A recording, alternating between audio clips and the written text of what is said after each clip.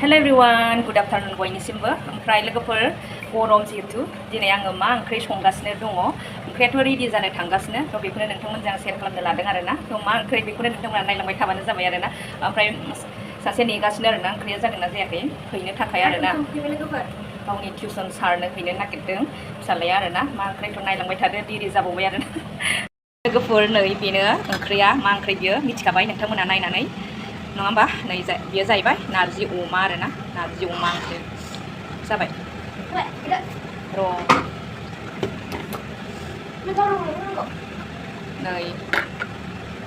ओंख्रिया बेनो आरोना अमा मेजेम आरो नारजि टेस्टि जाबाय जानायालाय आंहासो टेस्टि मोनदों दा जाग्राफ्रासो माबायदि मोनगोन मोनथिला आरोना बेनो आंना ओंख्रिया दिनैनि आरोना नारजि अमा बिदिनो थाव बादाथाव संसाबलाबायनानै जायो आरोना लोगोफोर नै अमा देसि नङा दे अमा गावरावसो आधा किल' लाबोदोंमोन आं बेनो ओमफ्राय हैनो थाखाय रेडि आरोना नै